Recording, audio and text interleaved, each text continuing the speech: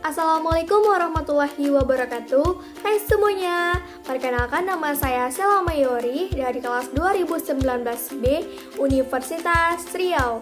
Nah, pada video pembelajaran kali ini, kita akan membahas tentang pendekatan keterampilan proses dengan menggunakan biji kacang hijau.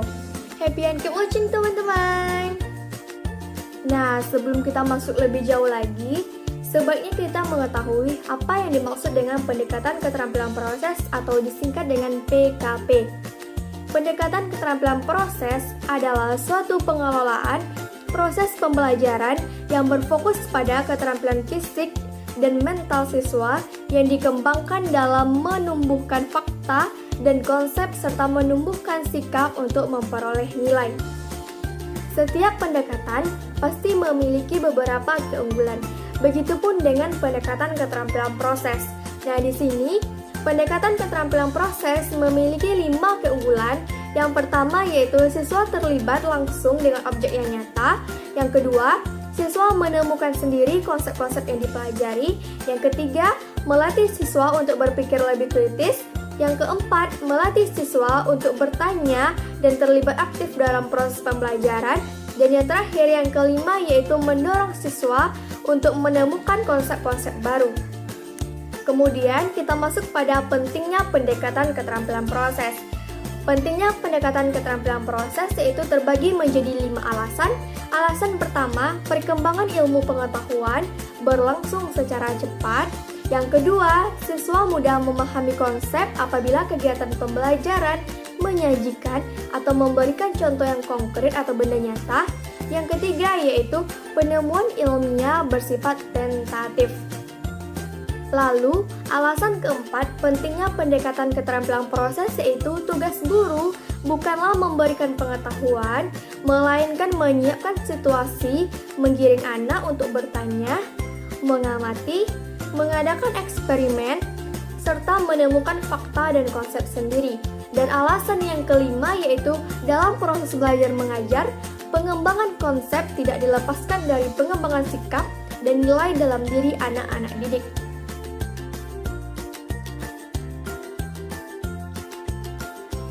Kemudian kita masuk pada pembahasan komponen-komponen PKP. Komponen PKP atau langkah-langkah PKP terbagi menjadi 10 langkah. Yang pertama yaitu mengamati. Mengamati adalah keterampilan mengumpulkan data atau informasi melalui penerapan dengan menggunakan panca indera seperti melihat, mendengar, merasa dengan kulit dan meraba, atau mencicipi atau mengecap, kemudian menyimak, mengukur atau membaca. Kemudian langkah yang kedua yaitu mengelompokkan atau klasifikasi.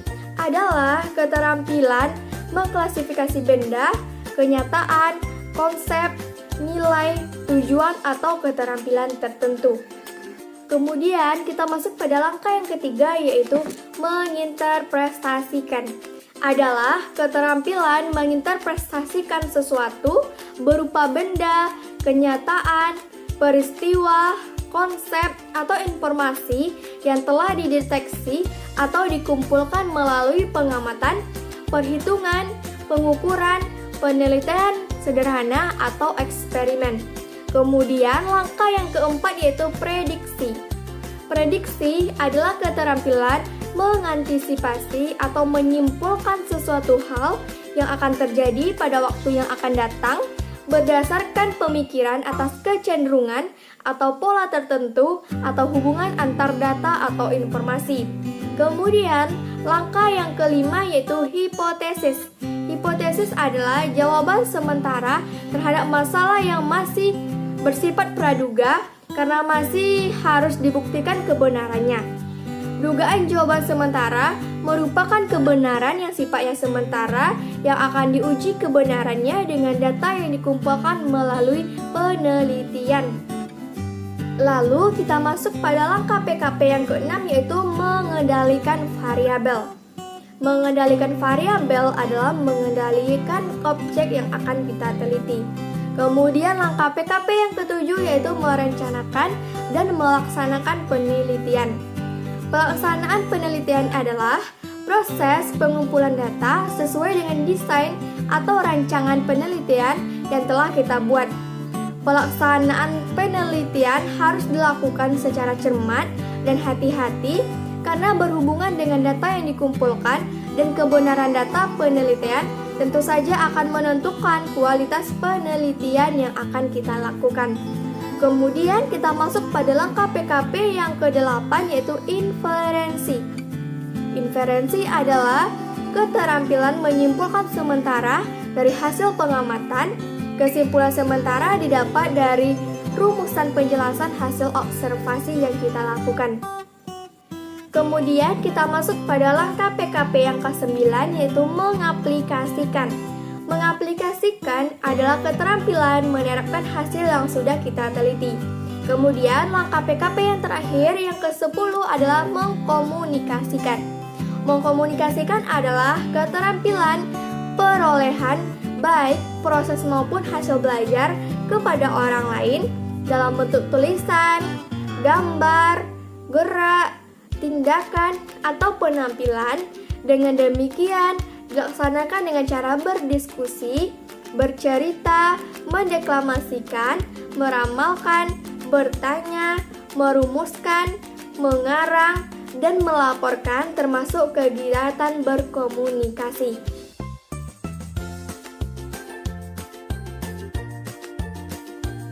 Nah, pada proses penelitian ini, kita akan menggunakan objek penelitian yaitu kacang hijau atau tauge. Kemudian waktu penelitiannya Selasa 6 April 2021, di mana tujuan penelitian ini adalah untuk mengetahui pengaruh cahaya matahari terhadap pertumbuhan kacang hijau atau tauge. Kemudian alat dan bahannya yang pertama yaitu 2 gelas plastik kosong, kemudian kapas, kemudian kacang hijau, air, kemudian sendok, label nama, dan kotak. Dengan menggunakan langkah PKP yang pertama yaitu mengamati, maka diperoleh hal-hal sebagai berikut.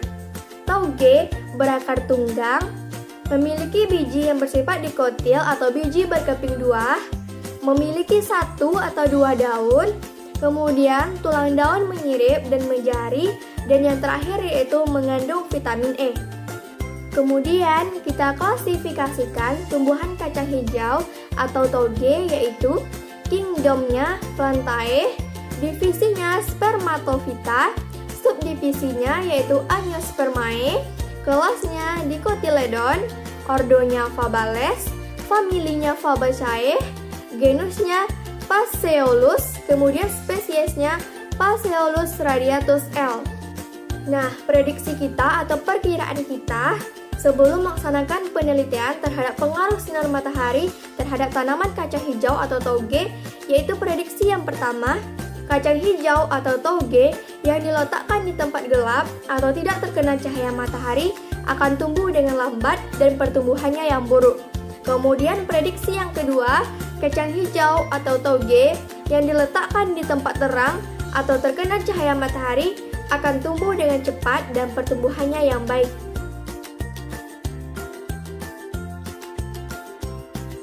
Assalamualaikum warahmatullahi wabarakatuh. Hai semuanya. Pada video kali ini kita akan melaksanakan eksperimen atau penelitian terhadap pengaruh sinar matahari terhadap pertumbuhan kacang hijau.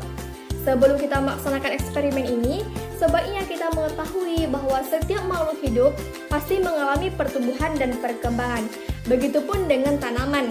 Tanaman terbagi menjadi 2 yaitu tanaman dikotil dan tanaman monokotil. Pertumbuhan tanaman dipengaruhi oleh beberapa faktor, salah satunya yaitu intensitas cahaya. Banyak orang yang mengatakan bahwa tanaman yang langsung terkena sinar matahari akan tumbuh dengan subur dan cepat. Dan ada juga yang mengatakan bahwa tanaman yang terkena langsung sinar matahari akan tumbuh dengan lambat karena sinar matahari memperlambat atau menghambat pertumbuhan tanaman itu sendiri. Maka dari itulah, kita memerlukan eksperimen ini untuk mengetahui pengaruh sinar matahari terhadap pertumbuhan kacang hijau.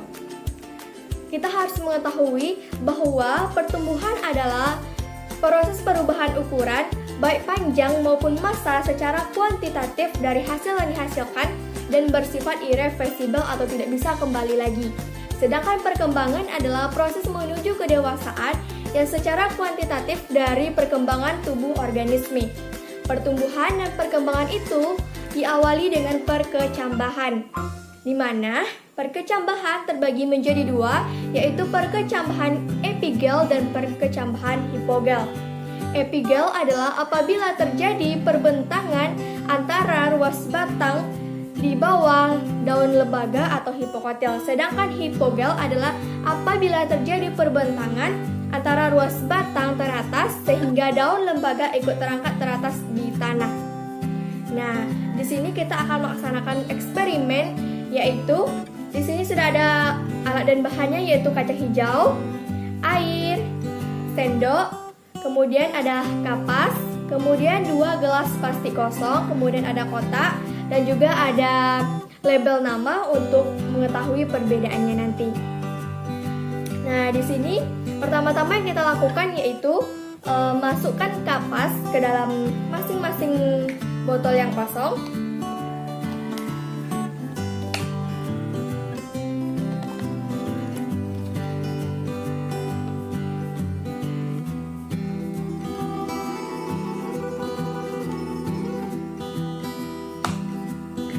Masukkannya harus sama banyak ya.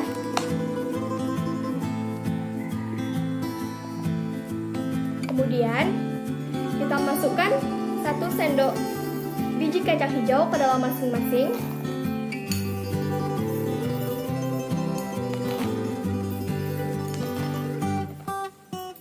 Kemudian kita tambahkan 1,5 sendok air.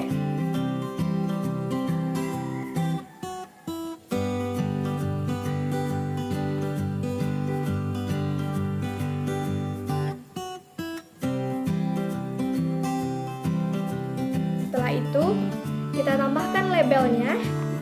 Ini untuk diletakkan di tempat yang gelap. Dan ini kita letakkan di tempat yang terang. Nah, di tempat yang gelap kita akan masukkan ke dalam kotak.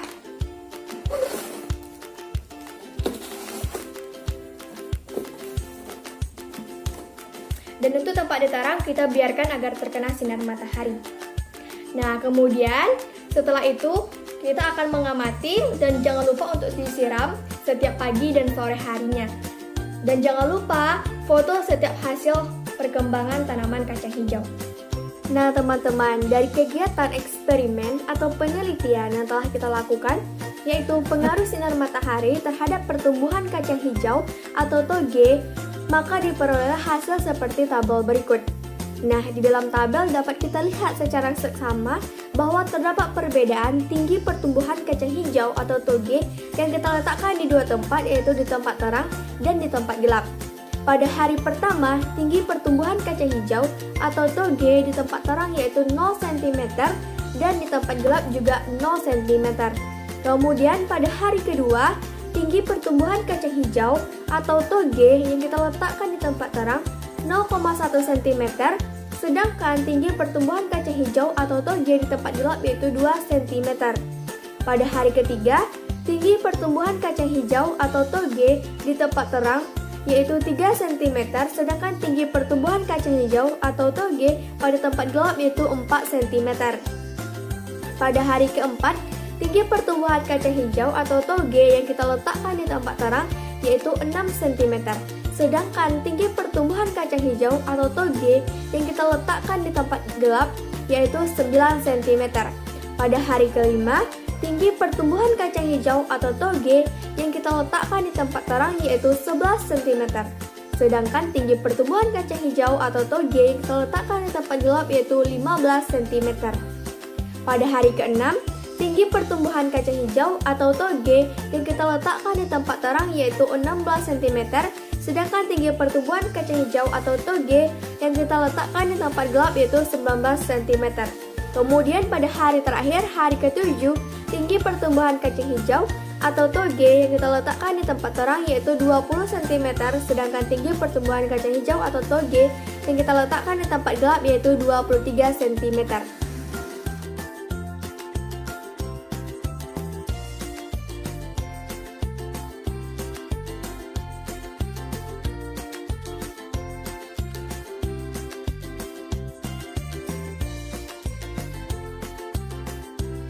Nah, berdasarkan data atau tabel di atas, dapat diketahui bahwa tinggi tanaman kaca hijau atau toge yang diletakkan di tempat gelap jauh lebih tinggi dibandingkan tanaman kaca hijau atau toge yang kita letakkan di tempat terang. Hal ini disebabkan karena cahaya matahari yang mengenai tanaman kaca hijau atau toge akan memperlambat atau menghambat kerja hormon auksin. Oleh karena itu, tanaman kaca hijau yang diletakkan di tempat terang, pertumbuhannya tidak secepat tanaman kaca hijau yang diletakkan di tempat gelap. Namun jika dilihat dari bentuknya, tanaman yang diletakkan di tempat terang, daunnya lebih hijau dan lebar serta batangnya kokoh, sedangkan tanaman yang diletakkan di tempat gelap, daunnya lebih pucat dan tipis serta batangnya kurang kokoh. Jadi dari hasil penelitian, dapat kita simpulkan bahwa tanaman kaca hijau yang diletakkan di tempat terang pertumbuhannya akan lebih lama karena sinar matahari akan menghambat atau memperlambat kerja hormon auksin. Kemudian, tumbuhan kaca hijau yang diletakkan di tempat gelap pertumbuhannya akan lebih cepat karena hormon auksin dapat bekerja dengan baik. Jadi, pada video pembelajaran kali ini, dengan materi pendekatan keterampilan proses atau PKP, dapat kita simpulkan bahwa pendekatan keterampilan proses adalah suatu pengelolaan proses pembelajaran yang berfokus pada keterampilan fisik dan mental siswa yang dikembangkan dalam menumbuhkan atau menemukan fakta dan konsep serta menumbuhkan sikap untuk memperoleh nilai. Di mana pendekatan keterampilan proses ini sangat bagus untuk kita terapkan dalam proses belajar mengajar karena pendekatan keterampilan proses memiliki berbagai keunggulan dan sangat penting untuk kita terapkan dalam proses belajar mengajar. Yang dimana komponen-komponen pendekatan keterampilan proses ini terdiri dari 10 langkah. Yang pertama yaitu mengamati, yang kedua mengklasifikasikan, yang ketiga menginterpretasikan, yang keempat prediksi, yang kelima hipotesis, yang keenam mengendalikan variabel atau mengendalikan objek yang akan diteliti, yang ketujuh merencanakan dan melaksanakan penelitian, yang kedelapan inferensi, yang kesembilan mengaplikasikan, dan yang kesepuluh yaitu mengkomunikasikan. Pendekatan keterampilan proses atau PKP penting untuk diaplikasikan pada pembelajaran IPA di sekolah, khususnya di sekolah dasar. Keunggulan pendekatan keterampilan proses atau PKP dalam proses pembelajaran antara lain, yang pertama yaitu peserta didik terlibat langsung dengan objek nyata sehingga dapat mempermudah pemahaman peserta didik terhadap materi pembelajaran. Yang kedua, peserta didik menemukan sendiri konsep-konsep yang dipelajari. Yang ketiga, melatih peserta didik untuk berpikir lebih kritis. Yang keempat, melatih peserta didik untuk bertanya dan terlibat lebih aktif dalam proses pembelajaran. Yang kelima, mendorong peserta didik untuk menemukan konsep-konsep baru. Yang keenam, memberi kesempatan kepada peserta didik untuk belajar menggunakan metode ilmiah. Guru dalam pembelajaran IPA menggunakan pendekatan keterampilan proses atau PKP ini sebaiknya membuat perencanaan yang baik dan membuat LKPD agar pembelajaran lebih terarah, efektif, dan berpengaruh positif terhadap hasil belajar peserta didik. Pendekatan keterampilan proses atau PKP akan efektif jika sesuai dengan kesiapan intelektual. Oleh karena itu, pendekatan keterampilan proses atau PKP harus tersusun menurut urutan yang logis, sesuai dengan tingkat kemampuan dan pengalaman murid atau peserta didik. Kemudian, pendekatan keterampilan proses memiliki ciri-ciri, yaitu diantaranya, yang pertama, menekankan pentingnya belajar untuk mencapai hasil belajar yang memadai.